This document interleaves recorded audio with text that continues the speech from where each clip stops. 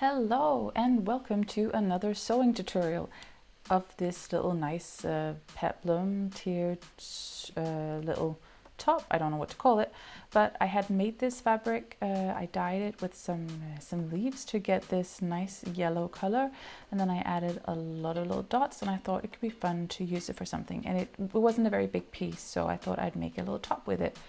And so right now I'm just creating a double layer here, as you can see, cutting away the stuff that I'm going to use for later and trimming away some of the edges, and then I'm making it into another kind of fold. So it's got 4 layers now, so when I put the top on top of it, it will be both for the front and back. And I'm just giving it about 1 centimeter seam allowance and cutting the edges away there, and cutting a neck opening, and not cutting any of the shoulders kind of slanted. They're just nice and square.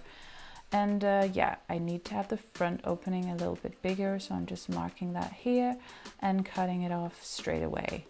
I don't worry that much about measurements. I make something that's kind of oversized, kind of loose fit, and then it works.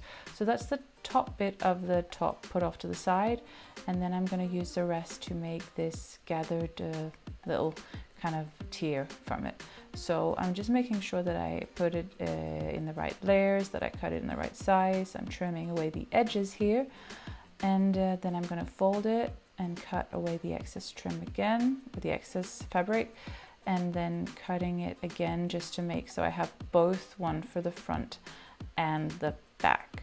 So as you can see here, there's going to be a lot of fabric to gather, a lot of fabric to fold here, because this is in 2 layers, and it's actually, well, that's just for the front, and then I've got the same bit here that's going to work for the back. So yeah, it's going to have a nice bit of gathers there, but it's going to look really good. I love those gathers. So first of all, I don't need to do anything with the shoulder seams because they're folded, so they're already done.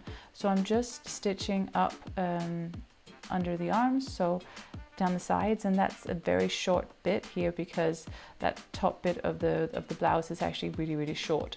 So that's just a tiny little bit that needs to be stitched.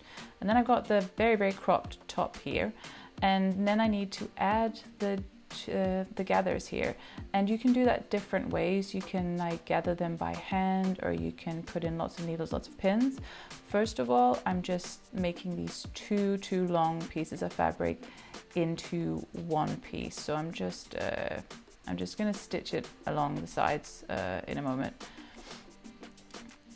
just to see how I'm going to do it. Yes, I'm just going to stitch that along the sides here. So I've got one super long bit. I'm just going to make sure that they're actually facing each other, so front of fabric towards front of fabric.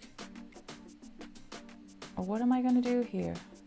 No, that was just testing out how it would look if I just made like one part and made that both kind of both sides, but I'm going to use all of it.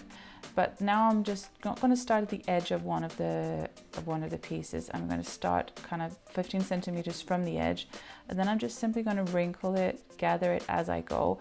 And if you do this, be very careful of your hands, of your fingers, because the serger is not a fun machine if you get your finger stuck.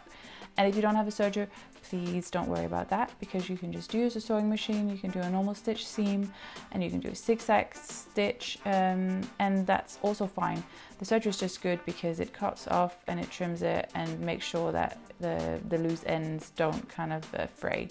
So I've gone almost all the way, but not entirely, and then I'm just taking off the excess fabric, and now I'm then finishing off and closing the last bit of opening where those 2 edges were supposed to meet, and just gathering this kind of the last gathers here, making sure that they're kind of in place. And that's then the gathered tier put on, and yeah, this could also use a little bit of ironing. And then I'm making like a nice roll seam on my serger, which you can do if you take out one of the threads and you move, not the knife, but you move like one of the little knobs that's sitting there, and then it's actually just a little roll seam. But you can do that as well with your zigzag stitch, just a normal zigzag stitch. You can do that too. This is just showing it from a different angle. But if you use a zigzag stitch and you kind of make it really narrow, really close, so the seam is very small, I don't know, the number is very small on the sewing machine, so it's very tight, very close, then you can also get that kind of roll seam effect, which is very cool. And it's just super easy because now it's done. I don't need to do anything more with that. And I'm actually going to finish off the sleeves and the top in the same way, just trying that out. I don't do that normally. Usually I do some other kind of hemming, some other way to finish off the edges. But I kind of like this roll seam look here.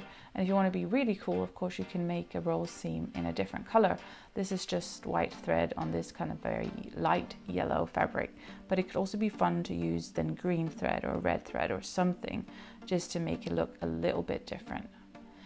And that's the last bit, the neck opening. And make sure when you use a top to measure from, that you measure from something that's also made out of woven material, so you don't measure from something that's stretchy, because then you will end up with something that doesn't fit. But if you measure from something woven onto woven fabric, it's fine. And that is a top done. And I know this video was kind of quick, but it still did not take a long time to do in real time. And look how happy she is that she has a nice top. She's dancing, she's having fun, and you can do that too. So thank you for watching and see you next time. Bye bye.